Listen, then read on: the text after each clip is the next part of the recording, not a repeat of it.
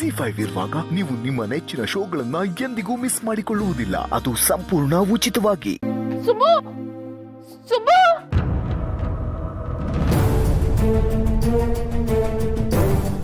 ಸುಬ್ಬು ಅಳ್ತಾ ಇದ್ಯಾ?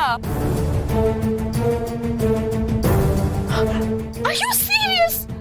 ಅಲ್ಲ ನಾನು ನಿಂಗೆ ಮುತ್ತು ಕೊಟ್ಟಿದ್ದಕ್ಕೆ ನಿಂಗೆ ಇಷ್ಟೊಂದು ಬೇಜಾರಾಗೋಯ್ತಾ?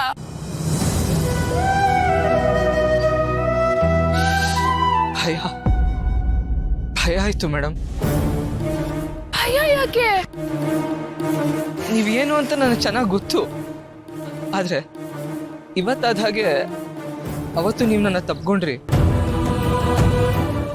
ಅದರಿಂದ ಮನೇಲಿ ಏನೇನೆಲ್ಲ ಅನಾಹುತ ಆಯ್ತು ಅಂತ ನಿಮ್ಗೆ ಗೊತ್ತಲ್ವಾ?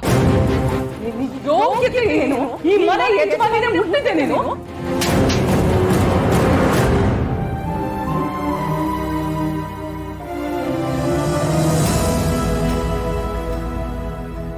ಬಡವರು ಮೇಡಮ್, ನಾವು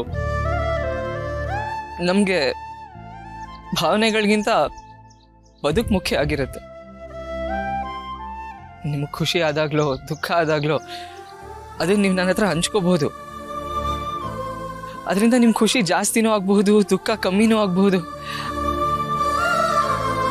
ಆದರೆ ಅದರಿಂದ ನನ್ನ ಲೈಫಲ್ಲಿ ಏನೇನು ಹೆಚ್ಚು ಕಮ್ಮಿ ಆಗುತ್ತೆ ಅಂತ ನಿಮಗೆ ಗೊತ್ತಾಗಲ್ಲ ಮೇಡಮ್.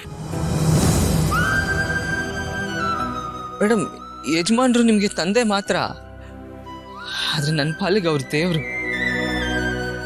ನಿಮ್ಮನೆ ದೇವರಿರೋ ದೇವಸ್ಥಾನ ಮೇಡಮ್. ನನಗೆ ಅವ್ರ ಮಗಳಾಗಿರೋ ನಿಮ್ಮನ್ನು ನಾನು ಇಲ್ಲಿಟ್ಟಿದ್ದೀನಿ ಮೇಡಮ್.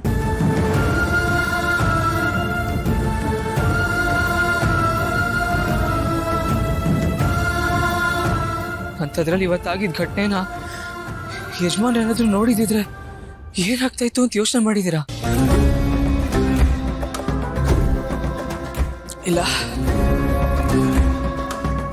ಅದನ್ನ ಊಹಿಸ್ಕೊಳ್ಳಕ್ಕೂ ನನಗೆ ಭಯ ಆಗ್ತಾ ಇದೆ. ಇದರಲ್ಲಿ ನಿಮ್ ತಪ್ಪು ಏನೂ ಇಲ್ಲ ಮೇಡಮ್, ನಿಮ್ ತಪ್ಪು ಏನೂ ಇಲ್ಲ. ತಪ್ಪೆಲ್ಲ ನಂದೆ. ನಿಮ್ ಜೊತೆ ಸಲಿಗೆಯಿಂದಿರೋದೇ ತಪ್ಪು ಅನ್ನಿಸ್ತಾ ಇದೆ ನನಗೆ.